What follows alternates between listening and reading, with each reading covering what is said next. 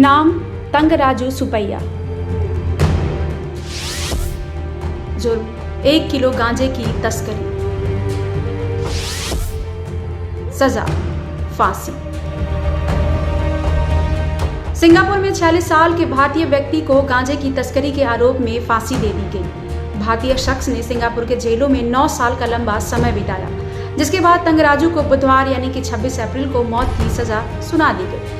दरअसल 46 साल के तंगराजू सुपैया को साल 2013 में 1 किलो से अधिक गांजे की तस्करी के लिए उकसाने का दोषी ठहराया गया था। नशीली दवाइयों के खिलाफ सिंगापुर में बेहद सख्त नियम है। अधिकारियों का कहना है कि सिंगापुर के समाज की सुरक्षा के लिए ये जरूरी है। सुपैया से सिंगापुर की एक मानवाधिकार कार्यकर्ता कोकिला अन्नामलाई, जो कि इस मामले में परिवार का प्रतिनिधित्व भी कर रही थी, उन्होंने पुष्टि की कि राष्ट्रपति की ओर से फांसी की पूर्व संध्या पर क्षमादान की अपील को खारिज करने के बाद सुपैया को फांसी दे दी गई। इस मामले पर जब सिंगापुर सरकार की प्रतिक्रिया मांगी गई तो उनकी ओर से क्राइम तक को कोई जवाब नहीं मिला। सुपैया को फांसी की सजा दिए जाने का संयुक्त राष्ट्र मानवाधिकार संगठन समेत कई दूसरे मानवाधिकार संगठनों ने विरोध किया है। इस सजा के विरोध में ब्रिटिश अरबपति रिचर्ड ब्रैंसन भी हैं।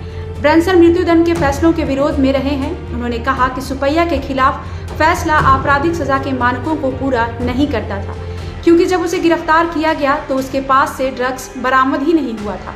इसके जवाब में सिंगापुर की सरकार ने कहा था कि ब्रैंसन झूठ बोल रहे थे और न्याय प्रणाली का अनादर कर रहे थे।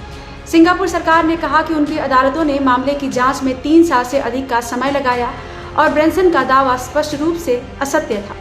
तो वहीं ब्रैंसन ने एक पोस्ट में कहा था कि संदिग्ध सबूतों के आधार पर सिंगापुर एक निर्दोष आदमी की हत्या करने जा रहा है। ब्रैंसन ने लिखा, मौत की सजा देश की प्रतिष्ठा पर पहले से ही एक काले धब्बे की तरह है। इस तरह दोषी दिए जाने के बाद फांसी की सजा देना हालात को और बिगाड़ देगा। बिजनेसमैन ब्रैंसन ने ट्वीट किया कि यदि एक आपराधिक न्याय प्रणाली बेकसूर होने के विश्वसनीय दावों के बावजूद एक शख्स को नहीं बचा पाती है, उसकी सुरक्षा नहीं कर सकती है, तो ये सिस्टम ध्वस्त होने के कगार पर पहुंच गया है। सिंगापुर के गृह मंत्रालय ने उनके आरोपों को खारिज करते हुए कहा कि उनका दावा गलत है। सिंगापुर के गृह मंत्रालय ने मामले के तथ्यों को सामने रखते हुए कहा कि 46 साल के सुपैया को 1017.9 ग्राम गांजा की तस्करी के लिए उकसाने का दोषी ठहराया गया था। गृह मंत्रालय ने कहा कि ड्रग्स अधिनियम का दुरुपयोग मृत्युदंड का प्रावधान करता है यदि गांजे की मात्रा 500 ग्राम से अधिक है। सुपैया के मामले में गांजा की मात्रा 1017.9 ग्राम का है, जो मृत्यु दंड के लिए निर्धारित मात्रा के दोगुने से अधिक है और इससे 1 सप्ताह तक लगभग 150 नशेड़ियों की लत को पूरा किया जा सकता है।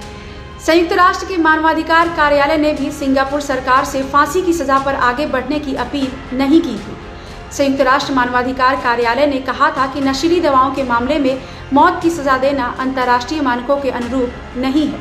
बता दें कि पिछले साल ही 22 अप्रैल 2022 को सिंगापुर की सरकार ने एक दूसरे ड्रग तस्कर नागेंद्रन धर्मालिंगम को फांसी की सजा दी थी। इस दौरान नागेंद्रन धर्मालिंगम के बचाव पक्ष ने दलील दी थी कि नागेंद्रन मानसिक रूप से बीमार है, इसलिए उन्हें फांसी ना दी जाए, लेकिन अदालत ने इस याचिका को स्वीकार नहीं किया था और आखिरकार उन्हें फांसी दे दी गई थी। बता दें कि नागेंद्रन को 3 चम्मच हेरोइन के साथ पकड़ा गया था।